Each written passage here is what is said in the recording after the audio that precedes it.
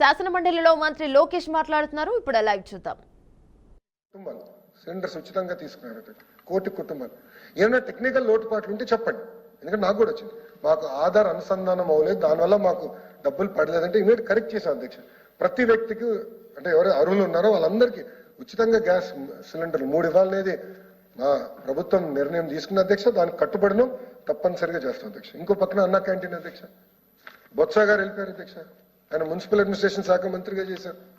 ఆయన ఇక్కడ కూర్చున్నారు, నేను అట్టు కూర్చున్నా. ఆనాడు ఏం చెప్పారు, ఆయన మూసేసినప్పుడు అక్టోబర్ నవంబర్ కల్లా ఓపెన్ చేస్తాం, నథింగ్ టు వరీ అని చెప్పారు. నాకు హామీ ఇచ్చారు అధ్యక్ష. అటు రికార్డ్ తీయండి అధ్యక్ష. అక్టోబర్ నవంబర్ కల్లా మేము ఓపెన్ చేస్తాం. 5 సంవత్సరాలు పట్టించుకోలేదు. అన్నం పెట్టి అన్న క్యాంటీన్ మూసేశారు అధ్యక్ష.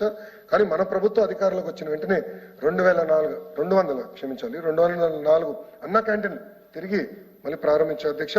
అధ్యక్ష మళ్ళీ కౌన్సిల్ సాక్షిగా నేను చెప్తున్నా అధ్యక్ష, తల్లికి వందనం, అన్నదాత సుఖీ భవ ఏప్రిల్ మే మాసంలో మేము అమలు చేస్తున్నాం. నో డిబేట్, నో డిస్కషన్, అమలు చేస్తున్నాం అధ్యక్ష. ఇన్ని మాటలు మాట్లాడారు వాళ్ళు. గత ప్రభుత్వం ఎన్ని సంవత్సరాలు తీసుకున్న అధ్యక్ష హామీలు అమలు చేసినాక ఇప్పుడు కంపట్లేదు. 2019లో గౌరవ సభ్యులు చెప్పినట్టు కేవలం 250 రూపాయలు పెన్షన్ పెంచారు అధ్యక్ష. మిగతా కార్యక్రమాలని 2020 ఏప్రిల్ మే ఆ టైంలో అమలు చేశారు అధ్యక్ష. మేము అమలు చేస్తామని చెప్తున్నాం, అంటే ఎలాంటి డౌట్ అవసరం లేదు. ఇచ్చిన ప్రతి హామీ నిలబెట్టుకునే బాధ్యత మా ప్రభుత్వం తీసుకుంటుంది అధ్యక్ష. ఇంకో పక్కన అధ్యక్ష కొన్ని నిర్ణయాలు ఏదైతే ప్రజలు వ్యతిరేకంగా ఉన్న నిర్ణయాలు, గత ప్రభుత్వం తీసుకున్న నిర్ణయాలు మేము రద్దు చేసాం అధ్యక్ష. మొదటిది ల్యాండ్ టైటిలింగ్ యాక్ట్ అధ్యక్ష. రెండోది చెత్త పైన పన్నేశారు అధ్యక్ష. ఆ పన్ను రద్దు చేశాం అధ్యక్ష. అధ్యక్ష గౌరవ సభ్యులు జియో 117 గురించి కూడా మనం చర్చించాల్సిన అవసరం ఉంది. నేను పాదయాత్రలో హామీ ఇచ్చాను, జియో 117కి ఆల్టర్నేటివ్ తీసుకురావాలి, దాంట్లో ఎలాంటి సందేహం లేదు. కొంచెం వివరాల్లోకి నేను వస్తాను అధ్యక్ష. కానీ జియో 117 ఆల్టర్నేటివ్ రావాలంటే చాలా చర్చ జరగాలని ప్రతి ఫ్రైడే కమిషనర్ గారు యూనియన్స్ ని కలుస్తున్నారు. It is a fact. నేను విద్యాశాఖ మంత్రిగా 5.5 గంటలు నాన్ స్టాప్ యూనియన్స్ తో కూర్చున్నా, చర్చించా. 99% of the issues we resolve there. అక్కడనే 99% సమస్యలు పరిష్కరించారు. బొత్స గారు ఈ రోజు లేరు ఇక్కడ, హౌస్ లో వెళ్ళిపోయారు, జంప్. ఆయన ఉంటే అడుగుంటారు, మీరు ఎన్నిసార్లు కూర్చున్నారు యూనియన్స్ తో. ఆనాడు ప్రిన్సిపల్ సెక్రటరీగా ఉన్న ఒక వ్యక్తి ఎన్నిసార్లు యూనియన్స్ కూర్చున్నారో ప్రశ్నించాలనుకున్నా, ఆయన లేరు అధ్యక్ష. అధ్యక్ష ఏకపక్ష నిర్ణయాలు మేము తీసుకోము. అగైన్ ఐ వాంట్ రీట్రేడ్, మేము ఏకపక్ష నిర్ణయాలు తీసుకోవట్లేదు. ఉపాధ్యాయులతో చర్చిస్తాం, ప్రజల్లో డిస్కషన్ జరగాలి. ఎవరైతే సభ్యురాలుగా వచ్చారో వాళ్ళందరితో కూడా చర్చించిన తర్వాతనే నిర్ణయాలు అనేది మన ప్రభుత్వం తీసుకుంటున్నారు అధ్యక్ష. పీజీ ఫీ రీయింబర్స్మెంట్ ఎందుకు రద్దు చేశారండి? గత ప్రభుత్వం పీజీ ఫీ రీయింబర్స్మెంట్ రద్దు చేసింది. ప్రభుత్వ జూనియర్ కళాశాలలో ఏకంగా మిడ్ డే మీల్స్ కూడా వాళ్ళు క్యాన్సిల్ చేశారు అధ్యక్ష. తిరిగి అది మేము ప్రారంభించాం అధ్యక్ష. అధ్యక్ష పెద్ద పెద్ద మాటలు చెప్తారు అధ్యక్ష. టోఫల్, ఐబీ, సిబిఎస్ఈ ఎగ్జామ్స్, ఇవన్నీ పెద్ద పెద్ద మాటలు చెప్తారు అధ్యక్ష. ఇక్కడ I want to clarify that today అధ్యక్ష. మీరు అందరూ నమ్మరండి, ఐబీకి ఎలాంటి డీటెయిల్స్ లేకుండా 15 కోట్ల ప్రాజెక్ట్ అప్పగిచ్చారు. 15 crores ఖర్చు పెట్టారు. ఆ రిపోర్ట్ చదివా. అది ఎక్కడో స్కూల్ పెట్టడం కాదు, ఎడ్యుకేషనల్ రిఫార్మ్స్ పైన ఫీడ్బ్యాక్ ఇచ్చేదానికి 15 కోట్ల రూపాయలు ఖర్చు పెట్టారు అధ్యక్ష. బొత్స గారు ఉంటే ఈరోజు ప్రశ్నించాడు. మళ్ళీ ఒక షార్ట్ డిస్కషన్ పెట్టండి అధ్యక్ష. విద్యాశాఖ పైన మనం అందరం చర్చించాలి అధ్యక్ష, ఎందుకంటే భవిష్యత్తు తయారు చేసేది విద్యాశాఖ అధ్యక్ష. అందుకే నేను కోర్ తీసుకున్నాను అధ్యక్ష. టోఫెల్ అయిపోయింది అధ్యక్ష. సిబిఎస్ఈ గురించి మాట్లాడుతున్నారు. నేనేం చెప్పాను, సిబిఎస్ఈ ఎగ్జామ్స్ అనేది మేము పోస్ట్పోన్ చేస్తున్నాం. మేము సిబిఎస్ఈ మోడల్ ఆఫ్ ఎగ్జామ్స్ ఇప్పుడు వెళ్ళదలుచుకోలేదు. 3 సంవత్సరాలు పడుతుంది. ఎందుకు నేను చెప్తాను, నేను కూడా సిబిఎస్ఈ ప్రోడక్ట్ని అధ్యక్ష. కానీ సిబిఎస్ఈ ఎగ్జామ్స్ చాలా టఫ్.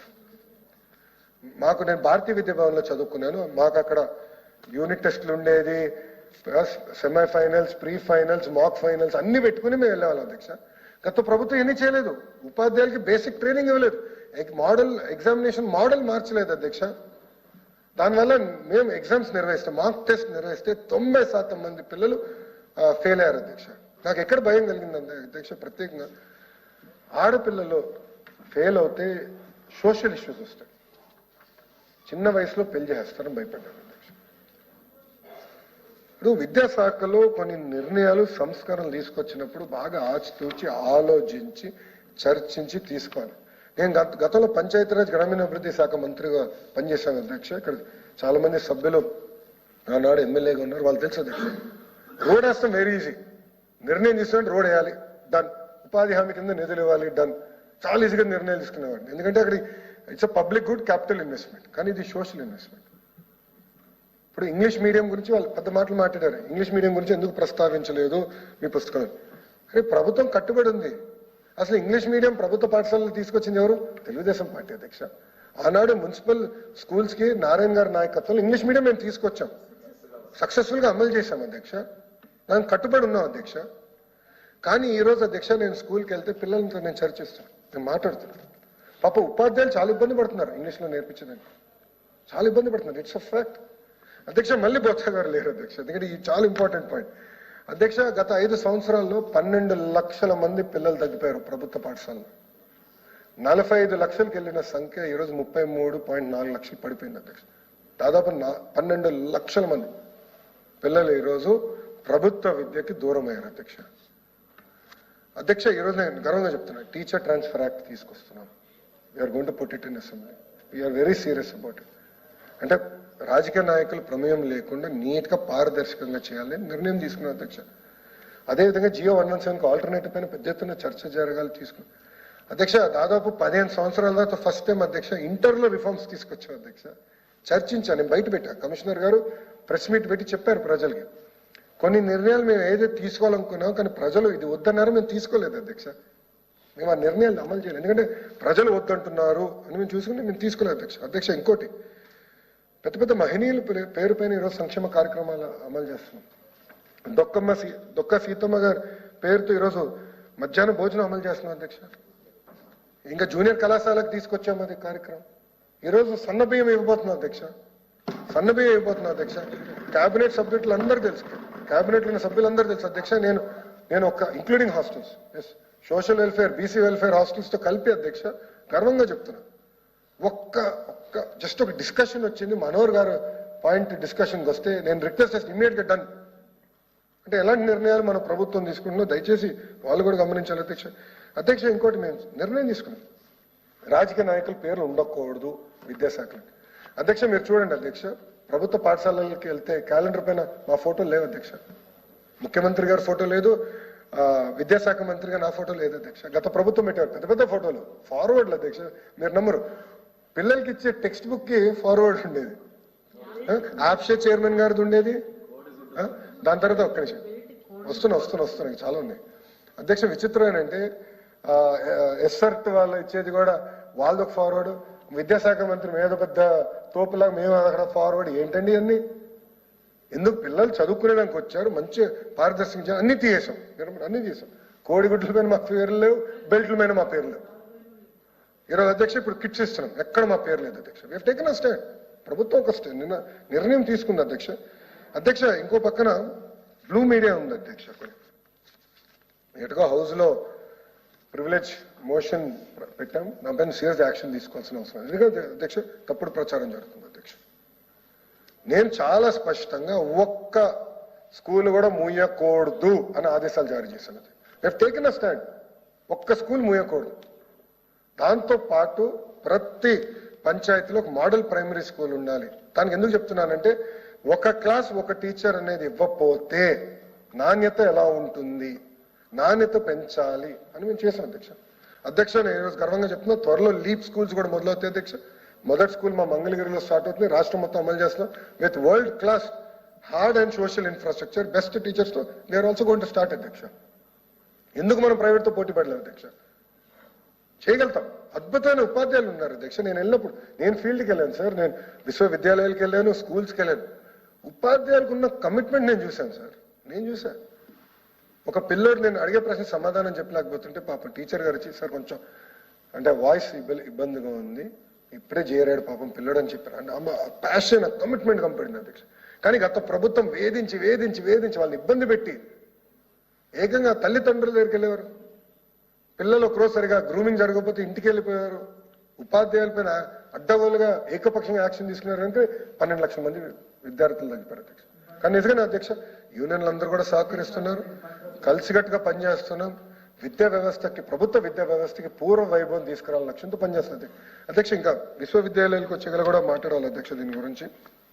అధ్యక్ష లేరు సభ్యులు, ఎవిడెన్స్ ఎందుకే యూ షుడ్ బీ హియర్. విశ్వవిద్యాలయాల గురించి మాట్లాడారు అధ్యక్ష. ఆంధ్ర యూనివర్సిటీ గతంలో వైస్ ఛాన్సలర్ గా పనిచేసిన వ్యక్తి ప్రసాద్ రెడ్డి గారు. ఆయన గురించి ఎంత తప్పు చెప్తే మేలేమో, వారు ఎంత ఎక్కువ చెప్పినా తక్కువేమో. ఆంధ్ర యూనివర్సిటీని ఎట్ట తయారు చేశారు మీ అందరూ తెలుసు. ఆయన ఒక వైకాపా కార్యకర్త. ఇంకో పక్కన ఆచార్య నాగార్జున యూనివర్సిటీకి ప్రొఫెసర్ రాజశేఖర్ గారు ఏకంగా ఆయన కూడా వైకాపా కార్యకర్తగా పనిచేశారు. ఇంకా ఇంకో పక్కన విక్రమసింహపూరి యూనివర్సిటీ సుందరవల్లి గారు ఏకంగా వైఎస్ రాజారెడ్డి గారికి వాళ్ళ అక్కను చెల్లి కోడలు చేశారు అధ్యక్ష. ఇంకో పక్కన శ్రీ వెంకటేశ్వర యూనివర్సిటీలో శ్రీకాంత్ రెడ్డి గారు పెద్దిరెడ్డి గారి బంధువు అధ్యక్ష.